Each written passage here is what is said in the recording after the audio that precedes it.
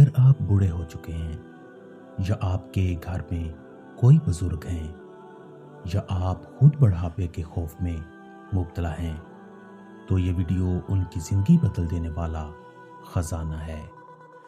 آج میں آپ کو وہ کلمات بتانے والا ہوں جن کے بارے میں رسول اکرم صلی اللہ علیہ وآلہ وسلم نے فرمایا کہ جو بندہ بڑھاپے میں ان کلمات کو اپنا معمول بنا لے، اللہ تعالیٰ نے اس کی مغفرت کا وعدہ فرمایا ہے۔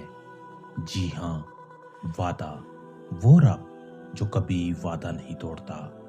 لیکن یہ کلمات صرف پڑھ لینا کافی نہیں، ان کے معنی، ان کی حقیقت، ان کی طاقت اور ان کی برکت کو سمجھے بغیر یہ روشنیاں دل میں نہیں اترتی۔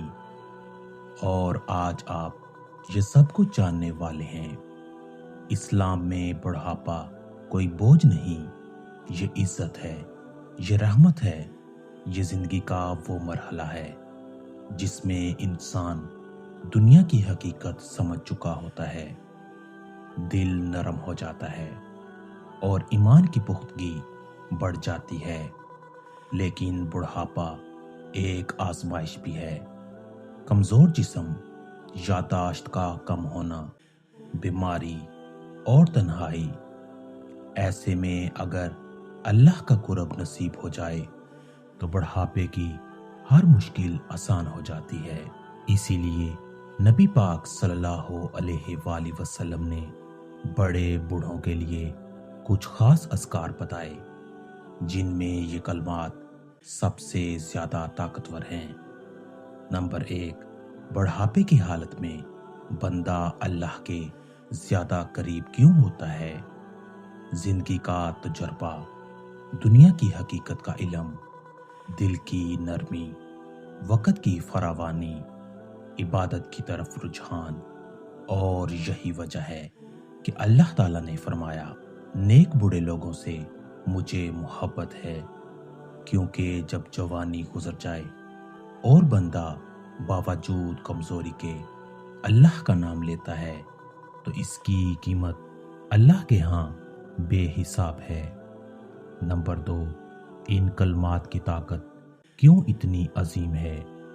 یہ کلمات دراصل توبہ، استغفار، عاجزی اور اللہ کی کبریائی کا مجموعہ ہے۔ وہ کلمات جو انسان کو اللہ کے ساتھ جوڑ دیتے ہیں۔ یہ ہیں وہ کلمات، اللہم اغفر لی وارحمنی وتوب علیہ انک انت التواب الرحیم۔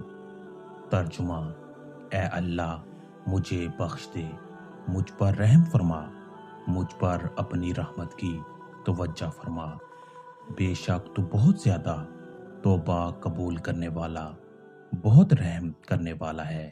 ان کلمات کے ہر لفظ کی تفسیر، اللہم اغفر لی، اے اللہ مجھے معاف کر دے، یہ بندے کے اور رب کے درمیان سب سے مضبوط تعلق ہے۔ وارحمنی، مجھ پر رحم فرما، رحمت مل جائے تو دنیا اور آخرت دونوں سنور جاتے ہیں۔ وتوب علیہ، مجھ پر اپنی رحمت کی خصوصی نظریں ڈال۔ یہ صرف توبہ نہیں، یہ قرب الہی کی درخواست ہے۔ انک انت التواب الرحیم، تو ہی توبہ قبول کرنے والا، تو ہی رحم فرمانے والا ہے۔ یہ بندے کی عاجزی ہے، اپنے رب کی تعریف ہے۔ نمبر 4، بڑھاپے میں یہ کلمات پڑھنے کے 7 بڑے فائدے۔ نمبر 1، دل میں سکون۔ نمبر 2، موت کا خوف کم ہو جاتا ہے۔ نمبر 3، قبر کی مشکلات سے تحفظ۔ نمبر 4، گھر میں رحمت کا نزول۔ نمبر 5، اولاد اور خاندان پر برکت۔ نمبر 6، بیماریوں میں آسانی۔ نمبر 7، موت ایمان پر آنے کی توفیق۔ نمبر 5، بزرگ لوگوں کی 3 حقیقی کہانیاں۔ ایک بزرگ جنہوں نے آخری عمر میں یہی کلمات اپنائے اور ان کی زندگی بدل گئی۔